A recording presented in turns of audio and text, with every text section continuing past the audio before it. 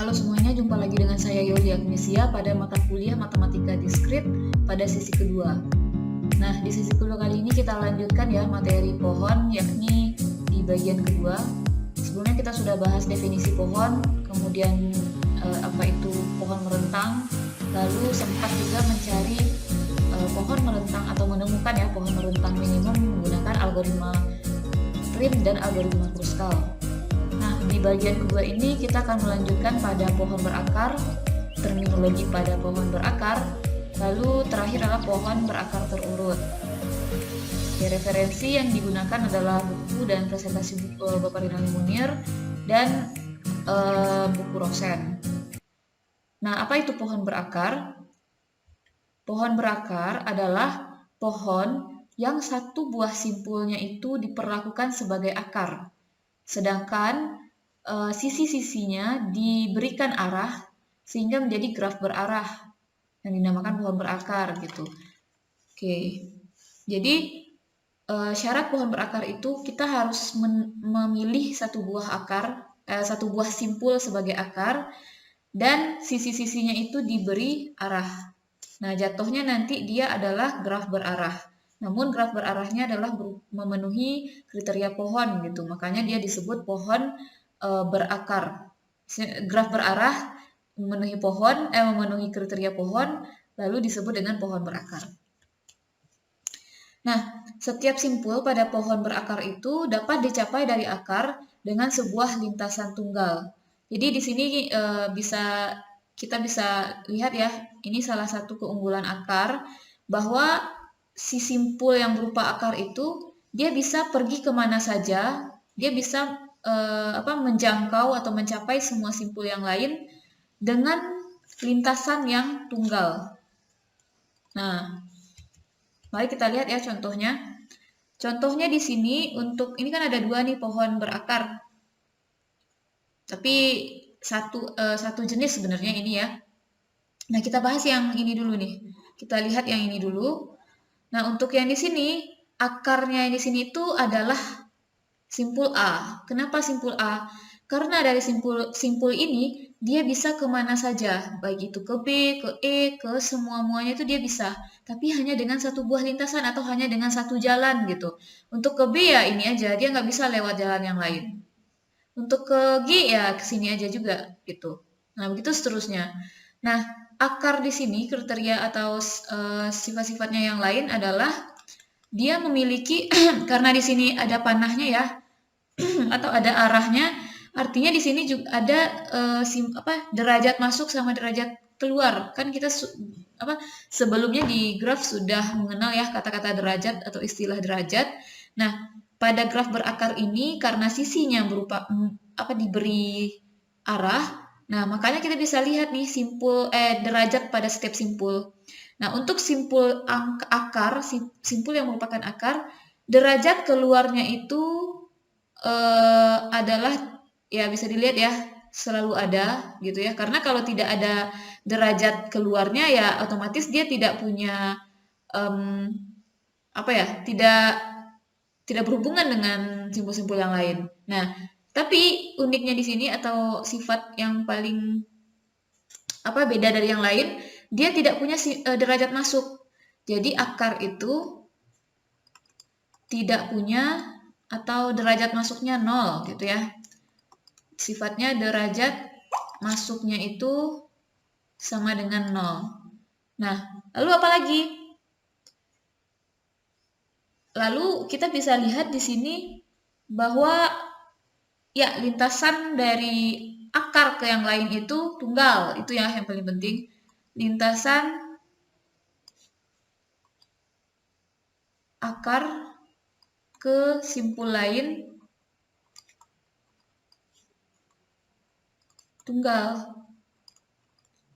Nah, dan pastinya dia selalu ada lintasan.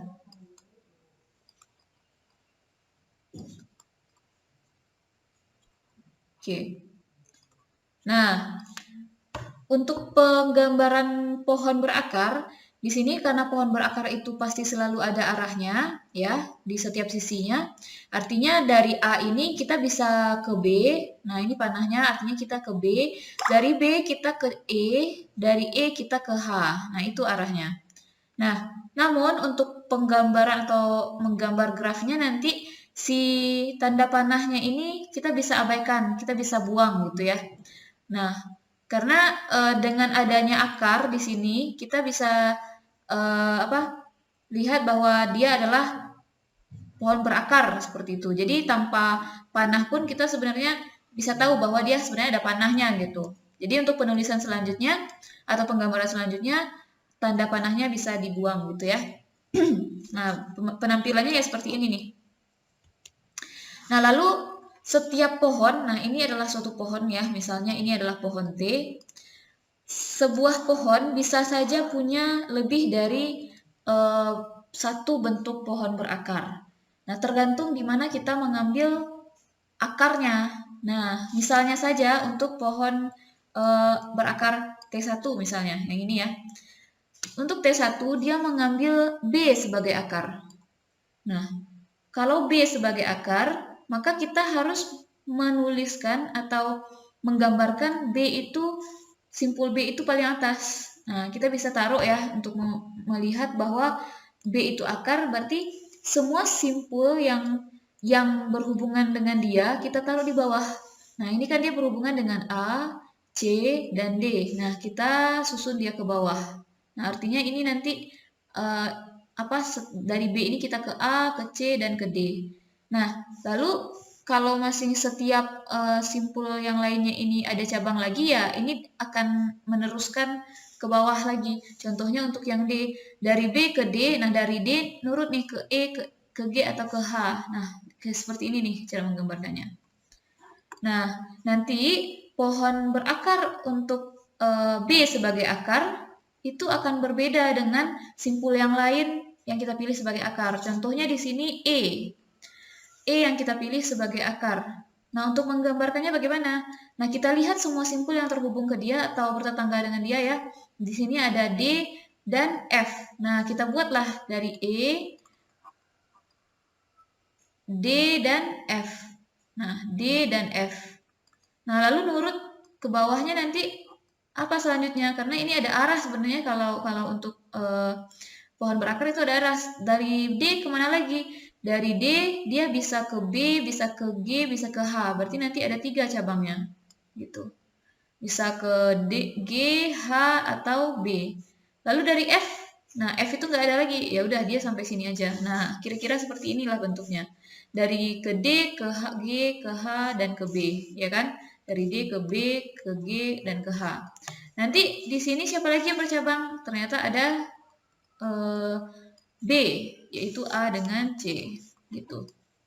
Gitu ya. Jadi kesimpulannya pohon berakar itu bisa suatu pohon itu bisa memberikan lebih dari satu bentuk pohon berakar. Tergantung kepada pemilihan akarnya, gitu ya. Oke. Nah, di sini ada terminologi pada pohon berakar atau di sini terminologi itu adalah istilah-istilah gitu ya yang akan kita sering temui pada pohon berakar.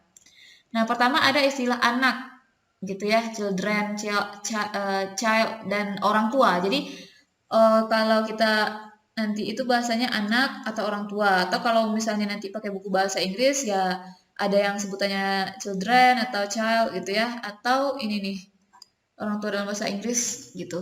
Nah, jadi jangan sampai ini apaan gitu. Oke, sekarang coba ya dilihat, ini adalah salah satu contoh pohon berakar. Nah, jadi apa itu anak? Apa itu orang tua? Nah, untuk anak itu, nah kita langsung contohkan aja ya. B, C, D itu adalah contoh anak dari simpul A. Nah, di anak itu, B, C, D itu adalah anak dari A. Nah, artinya di sini A ini adalah orang tua. Orang tua dari siapa? Ya, orang tua dari B, C, dan D.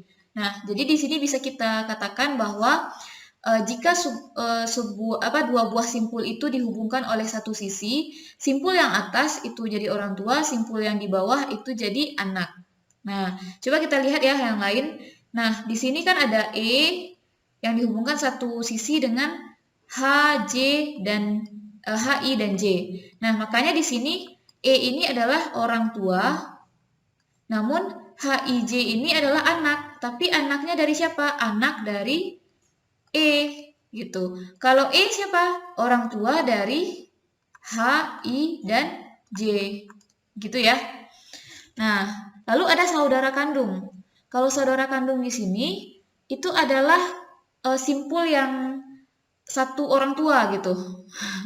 Ya, karena orang tua mereka berbeda. Jadi simpul yang memiliki orang tua yang sama itu mereka bersaudara kandung.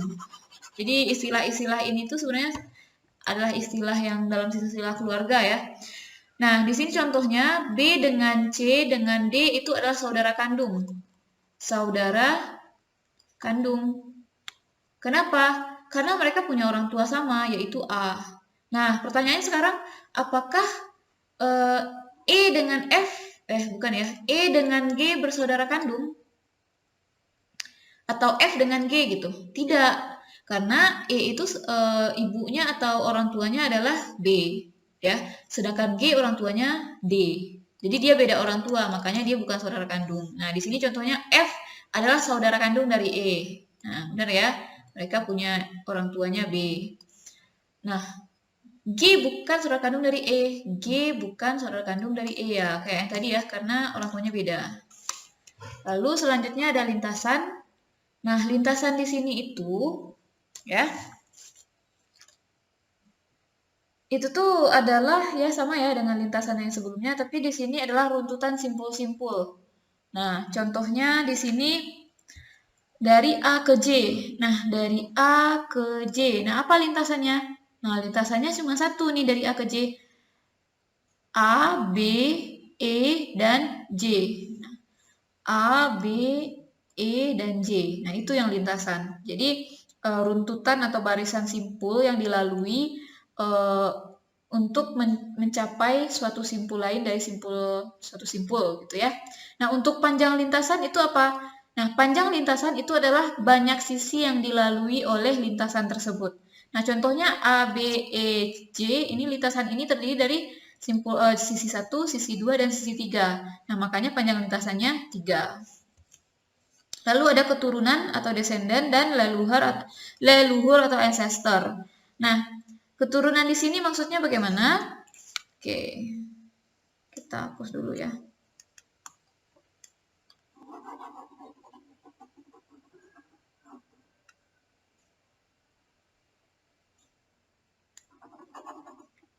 Oke, nah pertama kita tahu dulu ya, kita ingat lagi bahwa kalau misalnya ada lintasan dari A ke B, jadi A ke B.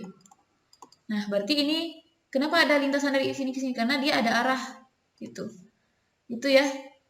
Nah, ketika dia ada arah berarti ketika dia terdapat lintasan artinya apa ya namanya? Artinya si A dengan B ini kan punya hubungan orang tua dengan anak. Nah, sekarang kalau misalnya lintasannya itu tidak hanya dengan satu sisi. Contohnya dari yang tadi, dari A ke J misalnya. Nah, ini kan ada lintasan nih ceritanya. A ke B, ke E, dan ke J. Nah, di sini A itu disebut dengan leluhur. Sedangkan J itu disebut dengan keturunannya. Nah, asalkan ada lintasan aja gitu. Apakah harus A? Enggak. Kita juga bisa kok cari mengatakan bahwa B itu leluhur dari siapa? Dari H. Nah, coba ya kita lihat B itu leluhur dari H. Nah, kenapa? Kita cek B ke H, dia itu punya lintasan. Nah, ini lintasannya. Nah, berarti B itu leluhurnya, H itu keturunan. Kenapa? Karena ya arahnya ke bawah ini. Jadi yang terlebih dahulu hadir itu si B, baru setelah itu ke H, seperti itu. Jadi leluhur di sini tidak mengharuskan harus yang paling atas, tidak. Tapi yang jelas dia punya lintasan saja, baik itu 3 kah panjangnya, 2 kah atau 1 gitu ya. Yang jelas di sini itu dia punya lintasan Maka yang bagian misalnya dari yang bagian atasnya itu yang disebut leluhur, bagian bawahnya itu yang disebut dengan keturunan. Seperti itu ya. Oke, sekarang kita lanjutkan terminologi kelima adalah simpul dalam. Nah, kalau simpul dalam ini maksudnya adalah simpul yang mempunyai anak.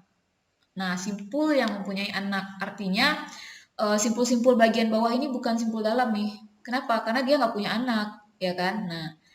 Nah, yang intinya yang derajat keluarnya 0, nah ini itu tidak punya anak, gitu ya. Ya, tidak punya anak dan bukan simpul dalam. Yang simpul dalam itu siapa? Yang ini nih, yang punya anak seperti E, B, D, G, dan K, lalu A, gitu. A ini kan akar ya, jadi ya seperti itulah. Simpul dalam itu ini nih, B, D. Kalau di sini kan dicontohkan B, D, E, G, dan K. Ya, karena yang A ini walaupun dia juga punya anak, tapi kan sebutannya akar ya. Oke. Nah, kita lanjutkan. Ada yang namanya upah pohon. Nah, upah pohon itu apa? Nah, upah pohon ini kalau pada graf, dia itu sama ya dengan upah graf atau subgraf gitu. Jadi, kalau upah pohon di sini artinya adalah subtree atau bagian dari pohon. Nah, misal kita punya pohon, ini nih pohon T ya semuanya. Nah, jika kita potong atau kita ambil nih sebagiannya, nah ini ke sini ke sini. Nah, ini adalah upah pohon namanya. Gitu ya.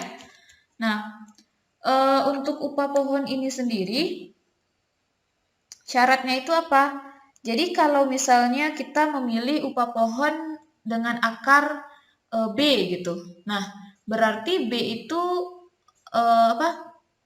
Anak-anak dari B itu harus yang menjadi anak di upah pohon itu juga. Jadi si B kita pilih akar ya, nggak mungkin nanti G jadi anaknya gitu ya.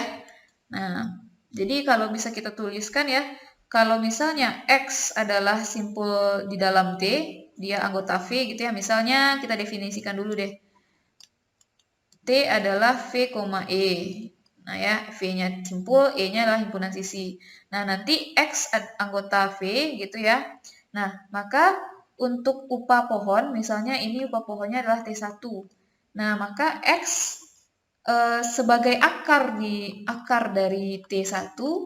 Nah, maka X itu harus anggota, nah T1 ini misalnya adalah V aksen, E aksen. Nah, X itu adalah anggota V aksen, maka keturunan dari X, nah keturunan dari X juga harus anggota dari V aksen. Itu syaratnya ya. Dan sisi-sisi yang ada pada T aksen ini atau sisi yang merupakan anggota E aksen ini merupakan sisi atau penghubung atau lintasan yang menghubungkan X ke keturunannya. Gitu. Itu kan kalau di definisi ya. Kalau di gambar ya bisa dilihat seperti ini nih. Kalau misalnya kita mau pilih D ya berarti yang ini nih. Gitu. Saya? Nah, lalu ada yang namanya derajat. Oke, derajat di sini itu adalah jumlah upah pohon atau jumlah anak pada simpul tersebut. Nah, contohnya di sini derajat A. Anaknya ada 3, berarti derajatnya 3. Simpul B. Anaknya ada 2, berarti derajatnya 2. Ini 3, ini 2. Kemudian simpul C, derajatnya anaknya nggak ada, berarti 0. Simpul D berarti 1 ya, karena naik 1. Begitu juga seterusnya, simpul E ini 3, gitu ya. Nah, jadi derajat yang dimaksud di sini itu adalah derajat keluar ya, karena anak itu artinya kan kita punya keluar nih yang menghasilkan anak. Jadi maksud derajat pada pohon berakar di sini itu adalah banyak dari derajat keluarnya gitu. Nah, derajat maksimum dari suatu simpul itu merupakan derajat pohon. Jadi simpul yang memiliki derajat maksimum, derajat paling banyak ya pada satu pohon itu, nah dia akan menjadi derajat pohon itu sendiri. Nah, pada pohon ini kita punya derajat pohonnya itu 3. Kenapa? Nah, bisa dilihat ya di sini itu bahwa yang punya anak paling banyak itu ya 3 gitu. Gitu ya. Oke, selanjutnya ada daun. Nah, daun di sini itu adalah simpul yang berderajat 0. Nah, oke, contohnya di sini atau dia tidak punya anak. Contohnya di sini yang tidak punya anak nih, yang ini nih. Ini adalah daun namanya. Kan simpulnya 0 atau juga dia tidak punya anak. Terminologi selanjutnya disebut juga dengan aras atau level dan juga ada yang disebut dengan tingkat. Atau tingkat ya, bukan dan di sini. Jadi aras, level atau tingkat gitu. Nah, di sini kita mulai dari akar. Nah, di sini kita kesepakati bahwa level dari simpul akar itu adalah 0, gitu ya. Karena di literatur lain itu juga ada yang dia mengambilnya tingkat dari akar itu 1 gitu. Tapi di sini kita memilih atau menyepakati level dari aras itu 0, level dari akar itu 0 gitu ya. Nah, untuk ke bawahnya level dari atau aras dari simpul yang lain itu 1 ditambah panjang lintasan. Nah, contohnya di sini, oke. Ini kan panjang lintasannya ke bawah ini 1 ya, dari A ke D. Nah, maka D itu arasnya adalah 1. 0 ditambah 1. Nah, cek lagi misalnya K. Nah, K ini panjang lintasannya dari A berapa?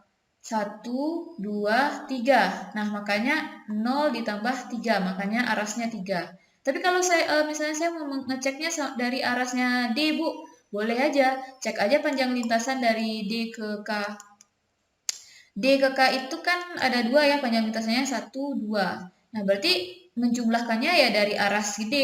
1 ditambah 2, 1 ditambah 2, yakni 3. Seperti itu ya. Lalu ada yang disebut dengan tinggi atau kedalaman dari suatu pohon berakar. Nah, maksudnya itu adalah aras maksimum dari suatu pohon. Nah, itu yang disebut dengan tinggi ya. Nah, pada si pohon ini berarti tingginya adalah 4. Karena bisa dilihat ya aras yang paling maksimum adalah 4. Nah, di sini ada, oke, sudah selesai ya semua terminologinya, ada 10. Sekarang kita masuk ke pohon berakar terurut. Apa itu pohon berakar terurut? Pohon berakar yang urutan anak-anaknya itu diperhitungkan atau penting gitu. Contohnya seperti ini nih, ada 2 buah pohon. Ini sama-sama pohon berakar, ya kan? Pohon berakar. Kenapa? Ya karena ada akar dan akar ini menghubungkan semua terhubung ke semua simpul yang lainnya. Nah, namun mereka berdua ini pohon yang berbeda, walaupun simpulnya sama ya, 1, 2, 3, 4, sampai 10, sama. Tapi dia pohon berakar yang berbeda. Kenapa? Karena urutan dari simpulnya itu beda. Nah, lihat ya, di sini kalau kita ke kiri dulu, itu ada 2. Nah, sedangkan kalau di sini ada 3. Nah, jadi coba ya diperhatikan, 2 di sini ada 3 anak, ya kan? 5-nya ada 1. Nah, sama dengan 2 yang di sini. Nah, maksud saya ini. 2 yang di sini sama simpul 2 yang di sini karakternya ya, dia juga punya 3 anak, terus dia juga merupakan leluhur dari 10. Nah, dan si 5 itu orang tua dari 10, sama, karakternya sama. Tapi letaknya yang berbeda. Kalau pada pohon A, pohon berakar A, dia itu urutan 2-nya itu yang paling pertama dari kiri. Sedangkan untuk pohon berakar atau pohon yang B, itu yang si simpul 2-nya itu paling terakhir dari kiri. Seperti itu. Nah, untuk 3 ini terletak di tengah-tengah nih. Sedangkan 3 di sini maju atau paling kiri gitu. Nah, makanya di sini 2 pohon ini berbeda walaupun dia sama-sama pohon berakar dan walaupun setiap simpulnya itu punya karakteristik yang sama atau punya lintasan yang sama, tapi dia bukan pohon yang sama pada akhirnya. Oke? Jadi makanya di sini urutan anak-anaknya itu penting gitu ya untuk pohon terurut gitu ya. Oke, terima kasih. Sekian dulu materi untuk sesi yang kedua. Kita lanjutkan ya di minggu depan materi mengenai pohon ada N airi gitu-gitu. Oke, sampai jumpa.